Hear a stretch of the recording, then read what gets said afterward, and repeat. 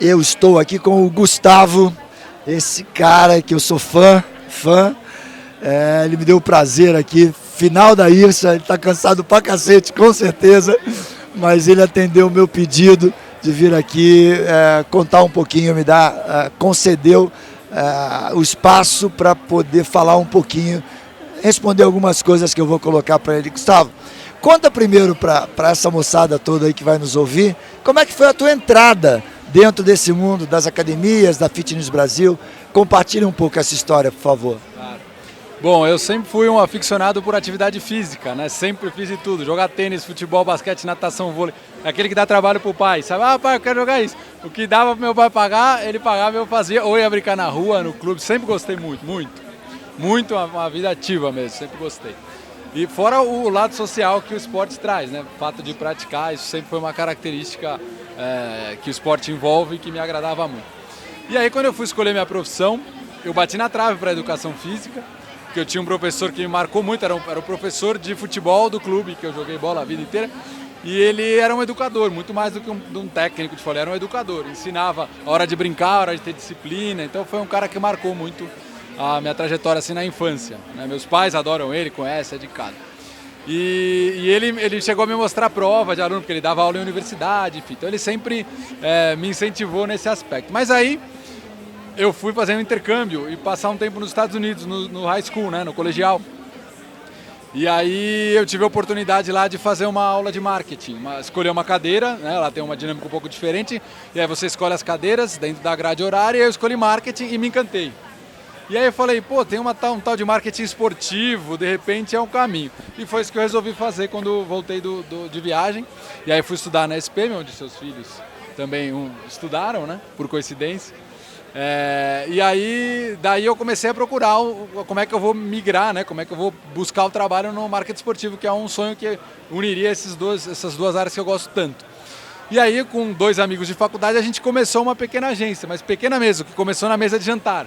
Junto o computador, tal, divide as contas ali, sem tirar nada por um bom tempo, começamos a batalhar. E aí, passou 1 ano, passou 2, apertou um pouquinho as contas da minha casa, e aí eu falei, putz, gente, eu não consigo mais ficar nesse ritmo, meu pai ainda paga minhas contas, eu preciso inverter um pouquinho, no mínimo pagar as minhas, se eu não puder ajudar em casa, mas no mínimo as minhas eu preciso pagar. Aquelas contas na época, né, celular, aí continha para sair na balada, mas, enfim, o fato é que aí eu falei, ó, gente, não dá, eu preciso de um trabalho remunerado.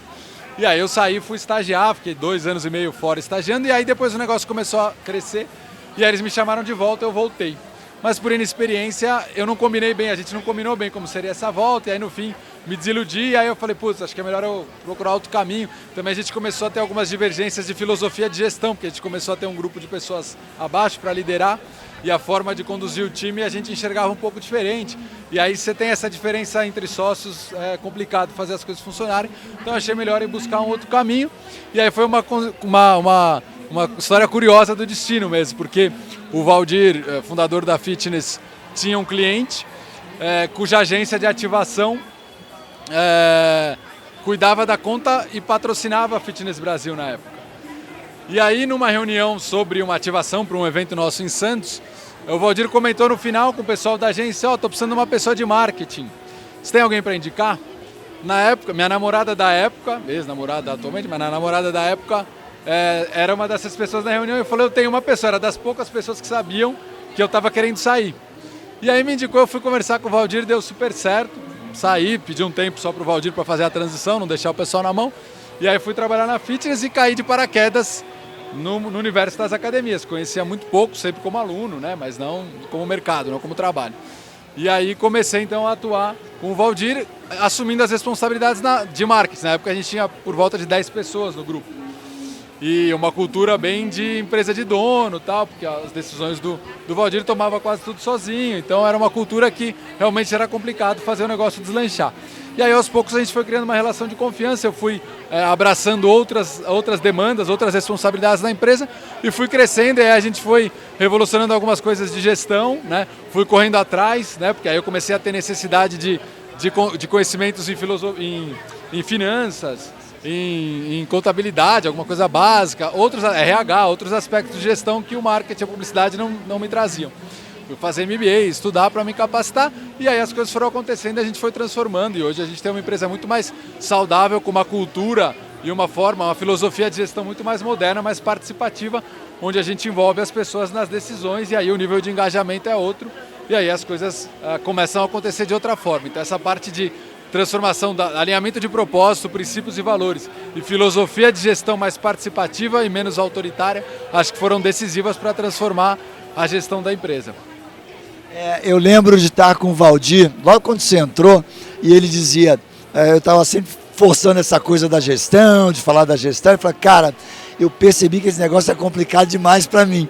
Eu preciso trazer alguém com competência para fazer esse negócio. E aí, cara, eu acho que o Valdir deu um passo muito legal, que foi de trazer para a sociedade do negócio, né? De falar, cara, eu preciso ter um parceiro que possa pensar isso que eu não sei, né? Então, e ele vive falando isso nas palestras dele, né? Que é assim, cara, profissionaliza, se você não sabe fazer, fatia o teu negócio, trazendo pessoas boas. Aumenta o bolo e aí a sua fatia, por mais que não seja o bolo inteiro, você passa a ter uma fatia mais de um bolo maior, às vezes é maior do que um bolo inteiro seu, só que menor, né? E eu, que tenho o prazer aí de estar com vocês, sei lá, ao longo de muitos e muitos anos, fui vendo esse crescimento efetivo do negócio e da profissionalização. Eu vou deixar registrado aqui para vocês, eu sou fã dele mesmo, porque esse cara conseguiu dar um nível de profissionalização ao negócio, de propósito. O Valdir é um cara com um grande coração, um empreendedor, mas o Gustavo conseguiu botar o negócio com gestão, com marketing, com gestão de pessoas, né? Entender o negócio com todas as vertentes ou com todo o ecossistema necessário hoje, né? Eu acho que a gente tem um perfil muito complementar, né? O Valdir, com todo o mérito da fundação da empresa e a paixão pelo negócio, né? E você encarar, fazer isso sem a base de preparo, né? Ele diz isso publicamente com frequência. Ele não terminou a escola, né? E você fazer tudo que ele fez sem isso é um baita mérito. Mas a questão é que a gente precisa ter escopos complementares, assim como eu preciso ter uma gerente comercial melhor comercialmente do que eu, ou de marketing, de todas as áreas. No fim, até de marketing, né? Hoje a gente tem um grupo, um gerente de marketing, uma equipe super capacitada, e as decisões de marketing são deles, não são mais minhas, como era quando eu entrei, né? Então a questão, acho que foi ele ter essa humildade de enxergar que eu preciso de alguém que faça esse papel que eu não sei fazer bem. E é assim que, com esse sentido de complementariedade, que acho que as coisas funcionam. Né? E como é que você está vendo hoje esse trabalho de vocês com essa profissionalização e esses desafios todos que vocês vêm vencendo, né? Porque eu, sei lá, 17 IRSAs, tive em boa parte delas, a cada uma vejo uma evolução maior. Essa aqui hoje tem uma perspectiva vencedora, porque a minha percepção é que foi um ano extremamente complexo, mas como é que você está vendo esse momento do Brasil e mesmo nesse momento, vocês conseguindo crescer, trazer mais pessoas, trazendo empresas, eu queria que você compartilhasse com eles o que é vencer esses desafios. Bom, eu acho que assim, eu gosto muito de focar nas variáveis controláveis, no que a gente pode fazer. Isso não quer dizer que você tem que ignorar o que está acontecendo fora. Saber o que está acontecendo no universo político, econômico, concorrência, é importante. Mas se você ficar muito preocupado com isso, você não foca no que você pode fazer, né? Então eu acho assim, não está funcionando de um jeito, tenta de outro, 100% do esforço não está dando resultado, tenta 110, se é que isso é possível, mas a questão é você focar no que você pode controlar. Aconteceu uma coisa assim que é impossível planejar e se a gente tentasse traçar a história, não conseguiria planejar dessa forma, que foi a resolução da situação política na quarta véspera da IRSA, o que acho que já deu um astral legal para a gente começar o evento no dia seguinte, quinta-feira, com esse assunto resolvido aí, né? Pelo menos na perspectiva de uma certa incerteza que estava. A escolha pelo Ricardo Amorim para abrir as palestras foi muito feliz, porque falar de economia e ele tem um discurso muito otimista, né? Assim, muito embasado em informação, ele não é um aventureiro. O livro dele está aí para provar, eu fui atrás de ler para me preparar, porque acho que ajuda, como eu falei, não é estar desinformado, é só saber focar sua energia. Acho que foi muito oportuno ele ter aberto, porque ele já jogou. Gente, vai melhorar e vai melhorar mais rápido do que a gente imagina, né? Do que todo mundo imagina. Porque quem não sentiu tanto a crise, está com um projetinho ali de investimento na gaveta, esperando a hora, se estava esperando isso acontecer, aconteceu. Agora vai tirar e aí incentiva o outro, e aí, né, vira um ciclo virtuoso. Então acho que essa sorte aí que a gente deu da resolução sair na quarta, com a felicidade de ter escolhido o Ricardo para abrir, e o discurso otimista já abriu a IRSA com um astral legal. E aí acho que assim, esse clima cativa, né, contagia. E a gente batalhou duro sabendo que ia ser um ano difícil, começar a fazer algumas coisas de forma criativa. A gente costuma abrir venda de inscrição 90, 100 dias antes, vamos abrir a 150 dias antes. Faz uma condição de parcelamento maior. Se o cara quiser vir, mas precisar de um parcelamento maior, assim ele consegue. Então você precisa criar alternativa, não adianta ficar esperando o mesmo resultado com um esforço diferente, né? Então acho que foi esse espírito que a gente entrou no ano e encarou e procurou manter a serenidade para aceitar as coisas que não vinham como a gente queria e celebrar o sucesso para, enfim, num ano difícil como esse, o sucesso que a gente conseguiu celebrar bastante, né? Eu estava comentando ainda há pouco com alguns aqui que me deram o prazer, como você, de falar comigo, que a sensação que eu tive de energização, né? Então, eu fiquei muito feliz com o depoimento do Ricardo Amorim, porque eu tenho estudado um pouquinho de economia, eu venho dizendo isso, cara, na trajetória da economia, você não desce, chega uma hora que você bate no fundo, na Baixão, acho que 2,15, vai subir, é pendular, né? Essa é uma... Ele fez essa referência na palestra, né? Eu não sei se você viu essa parte. Ele falou inventou um termo, né? Que ele fez uma analogia com o basquete, que é o tal do bounce back, né? Quando você joga a bola para o chão, ela bate e volta. Ele falou, em relação a isso, ele falou, vamos pensar no bounce forward, né? Em vez de bater e voltar para trás, bater e voltar e ir para frente. Então, você joga a bola ali na frente, ela vai pingar e vai para frente, não vai voltar. Isso porque ele responde a muita gente, se pergunta, nossa, Ricardo, quando é que o meu patamar de resultado da empresa vai voltar para o que era há 3 anos? Ele fala, não pensa o que era há 3 anos, pensa para frente, vai bater, vai voltar, mas já vai voltar lá para frente. Achei interessante essa analogia que ele fez e apresentou na palestra. E essa perspectiva, cara, eu sou até um pouco mais otimista que ele. Obviamente não tenho toda a linha de formação que ele tem, mas eu acredito que nós vamos crescer em níveis maiores que 2%, até mais que o Meirelles está.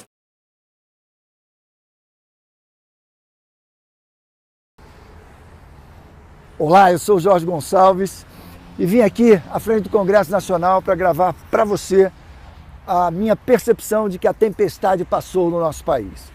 É um momento de oportunidades. 3 indicadores macroeconômicos me fazem afirmar isso que estou dizendo para vocês. A primeira coisa é que a inflação vai cair nos próximos meses. O segundo fator macroeconômico é que a demanda vai aumentar. Nós entramos no segundo semestre com uma perspectiva de ampliação da procura por bens e serviços. E o terceiro é que me parece que essa moçada que fica aí atrás está tomando um rumo no Brasil, colocando o déficit público, que é o terceiro problema macroeconômico, que deve caminhar para um posicionamento correto. E aí, com isso, nós temos oportunidades se abrindo. Um momento que falar do que eles discutem, dos problemas, falar das coisas ruins, não nos leva a ter uma positividade. Então, vamos alinhar a nossa ação com as oportunidades, fazer de forma apaixonada. E no nosso setor, no setor das academias, nós temos um segundo semestre com excelentes oportunidades. Vamos ampliar o nosso nível de venda, vamos ampliar o nosso nível de pessoas que vão buscar os nossos serviços nesse segundo semestre. Otimismo, vamos para frente, independente do que eles fazem, vamos levar o Brasil a uma posição boa, vamos melhorar o mundo colocando mais e mais pessoas com uma condição positiva de viver bem, de mais saúde, de mais bem-estar. Um forte abraço, nos vemos no próximo vídeo.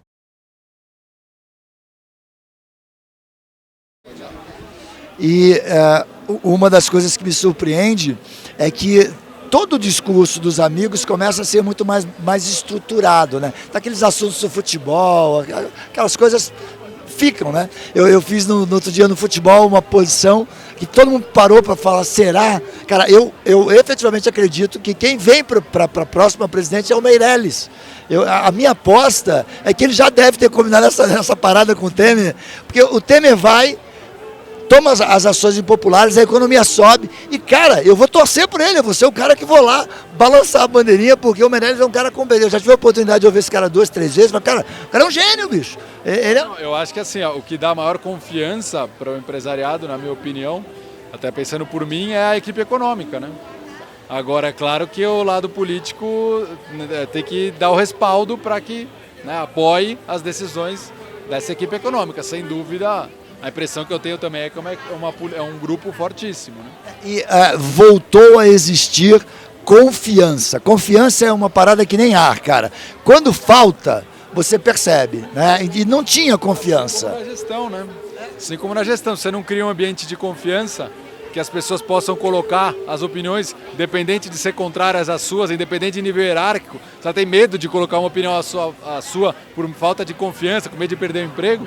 Você não cria um ambiente de decisões compartilhadas que levam a um engajamento muito maior, né? Então isso eu acho que é uma coisa até óbvia numa gestão mais participativa, mas confiança é para tudo, né? Relacionamento pessoal, inclusive, profissional.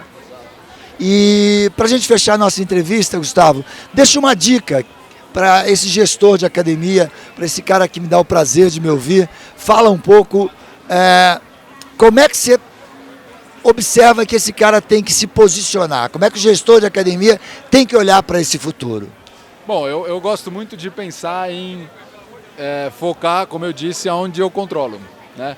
No sentido de entender o que está acontecendo fora, mas falar, o que eu faço, o que eu posso fazer, o que está ao meu alcance, e pensar. A gente na Fitness esse ano estruturou parcerias e negócios trocando ativos que não capital, não dinheiro, que foi muito interessante. Você começa a ficar mais criativo para buscar soluções. Fala, putz, eu queria criar iniciativas de sociabilização para aumentar o senso de pertencer dos colaboradores. Então, conversei com alguns amigos de outras empresas de marketing esportivo, tem eventos de corrida, fizemos uma parceria, uma permuta. Tá, você me dá umas inscrições que eu posso levar meu time, a gente vira um evento, eu engajo, tem tudo a ver com o meu negócio, porque eu incentivo a minha equipe a ter um hábito de vida mais saudável, e isso vem acontecendo por causa dessa parceria. Teve gente que estava ocioso, né? Me fugiu a palavra, estava sedentário. A palavra é sedentário. A pessoa estava sedentária e a gente começou a fazer algumas iniciativas, escrever em prova, e a pessoa gostou, essas provas Bravos Race, essas provas de treinamento funcional, começou a treinar para melhorar o desempenho. Então você vê, isso é mudar de vida, não é fazer uma prova de vez em quando.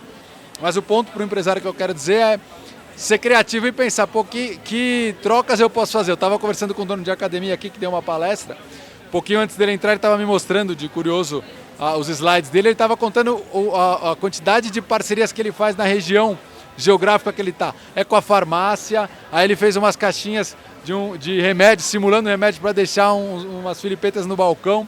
Aí eu falei, mas quanto você pagou para a farmácia? Nada. O dono e mais o gerente da farmácia vem malhar de graça, não me custa nada. Então ele fez uma estratégia de marketing de guerrilha em toda a região, porque ele sabe que o aluno dele vem ali, de quem mora ou trabalha na região, com o comércio local, trocando ativos para gastar menos, né? Mas aí você gastou para imprimir. Não, essa gráfica já tem uma permuta com ela. Então você acaba ligando a cabeça para uma criatividade e usar outros ativos que não necessariamente o capital. Então é focar no que você pode fazer e estar aberto a pensar diferente do que você vinha fazendo, porque às vezes algumas alternativas criativas ajudam, principalmente num ano difícil como esse. Perfeito, perfeito. Gustavo, muito, muito obrigado. Nós estamos no fim da IRSA, no fim mesmo, né? Estamos nos 46 do segundo tempo. Está nos acréscimos. Estamos nos acréscimos. Obrigado por você parar para vir aqui, estar comigo. Você sabe o quanto eu te admiro. Parabéns.